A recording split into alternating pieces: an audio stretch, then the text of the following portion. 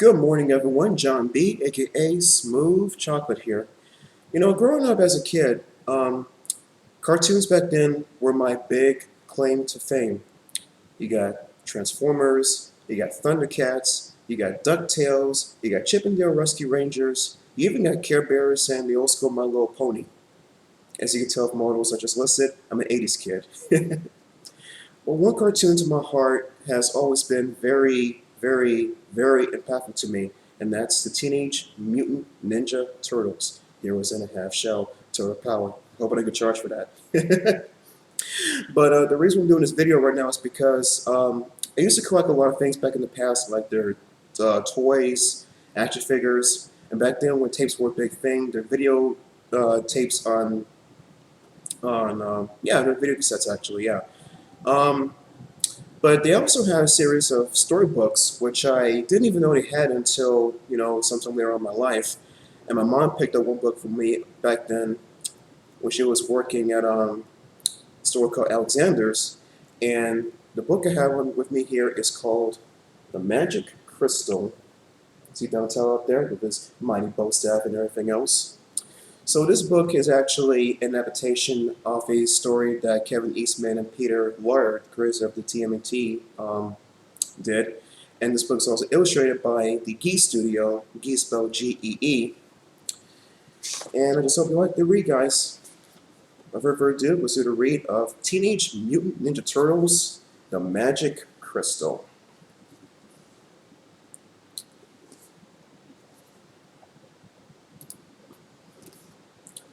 Hi there, I'm Donatello, Teenage Mutant Ninja Turtle Jack of all trades.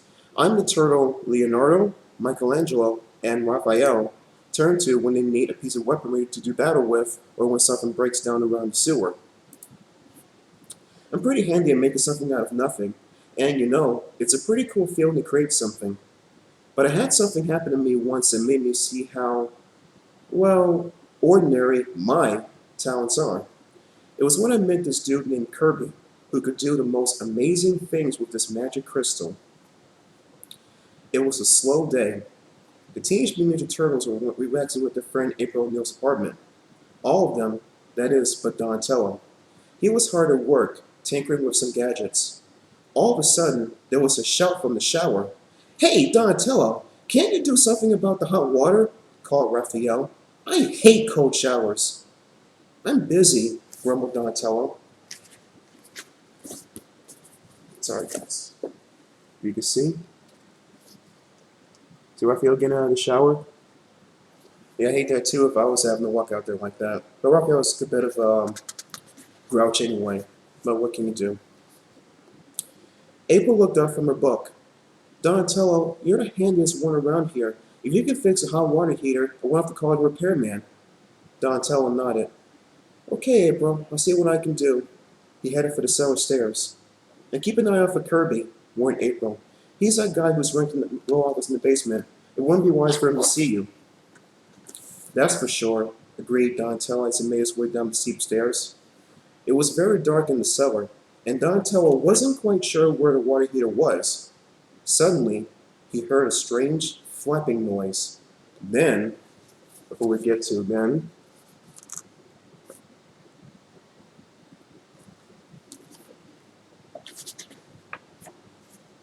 squawk! Yow!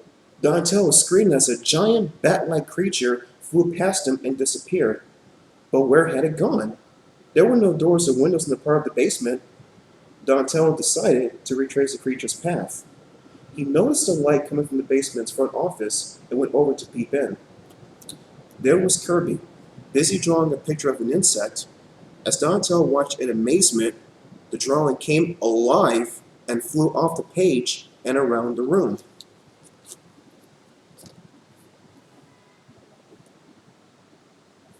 See a little bug right here? Or fly something? Stop! There we go.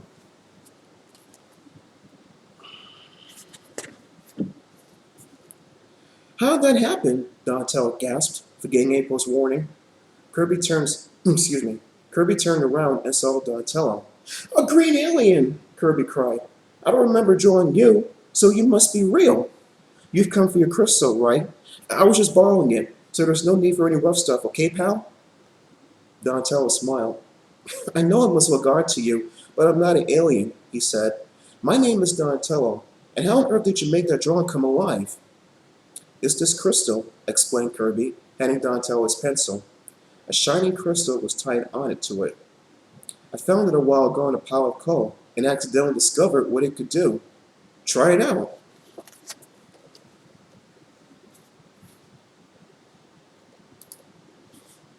Okay, there we go. No fall on my face. Okay.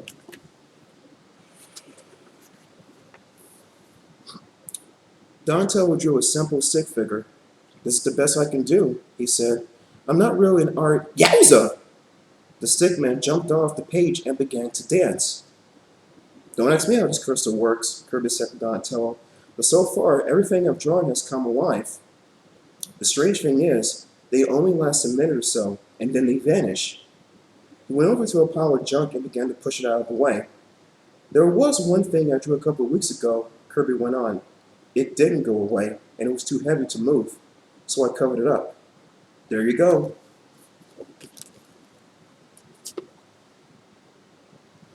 It's like a portal that he had drew at some point, and it just stayed there beneath this rafter right here.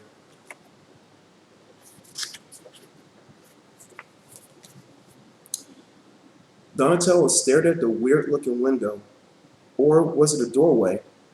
He reached out to touch it and stepped right through. Hey, be careful! Kirby shouted as Donatello vanished. Then the turtle reappeared in the center of the doorway. Kirby, you're not going to believe this! You've got to see what's on the other side of this thing, Donatello said excitedly. Come on! Kirby grabbed his sketchbook, stuck the pencil behind his ear, and ran through the portal.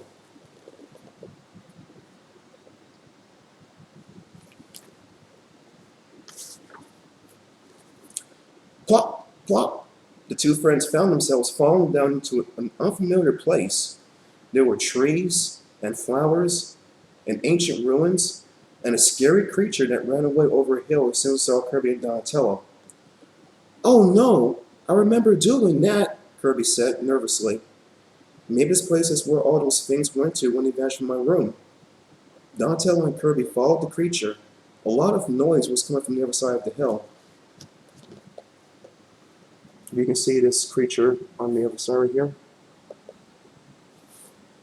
Freaky little thing. What should they see but hundreds of frightening creatures warring with the human-like beings that Kirby had drawn with the magic crystal? Suddenly, the creatures turned. They had spotted Donatello and Kirby. Stay behind me, Donatello shouted to Kirby. He whipped out his bow staff and swung it at the ferocious monsters. Hi! Yeah! Or actually, it says, hi! Yeah! But there were too many to fend off. Donatello couldn't fight them all himself. Suddenly, Kirby had an idea.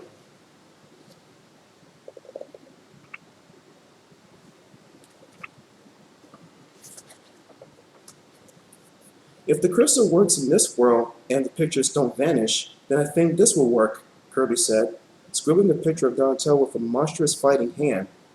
Wow, Donatello said as a huge piece of metal machinery magically appeared on the end of his arm. I call that a gravitic equalizer, explained Kirby. It cancels gravity. Just point it and press the button.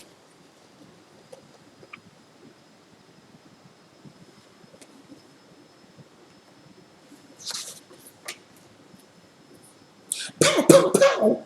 The equalizer pushed the creature straight into the air. Take that! And that! Donatello shouted as one creature after another shot away from him. But there were still too many enemies. Kirby quickly drew another picture, a giant robot-like tank that moved forward and attacked the creatures. It lifted them in its powerful claws and dropped them into its body.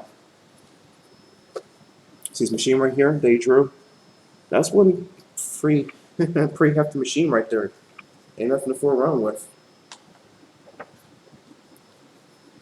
Soon the mobile creep trapper was filled. Better get something else ready, Donatello called to Kirby. Those seeming-like guys you drew really need help. Kirby racked his brain, trying to think of something to draw. In the meantime, Donatello leaped down from the tank and fought as hard as he could with his bow staff and his feet.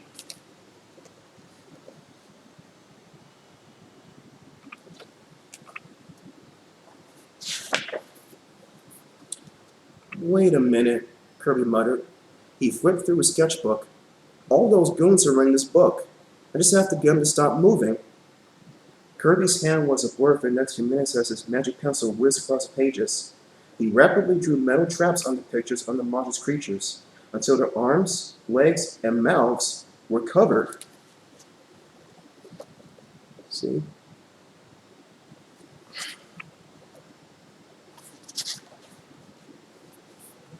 It worked! The creatures were trapped in real life. The human-like creatures began to cheer. Thank you, mighty sorcerer, they said to Kirby. You are welcome in our land anytime. Good work, Kirby, agreed Donatello. But I think we better head home. I'm ready for some chow. The two friends walked back over the hill toward the magic doorway. Oh no! Donatello gasped. Look! It's shrieking! Fast! Don, you go first, Kirby urged him. Then pull me through.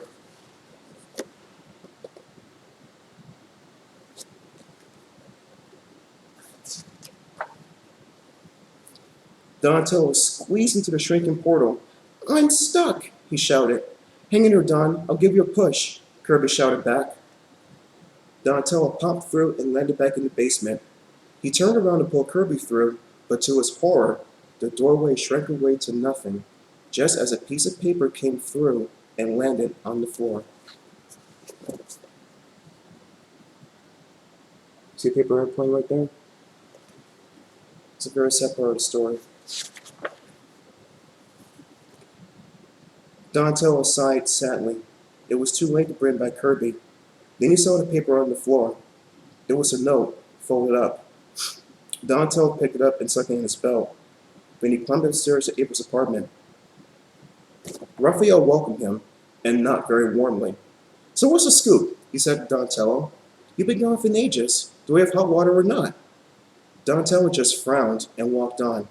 He went down the hall into an empty room to be alone. Must have just had some kind of weird dream, he said sadly to himself.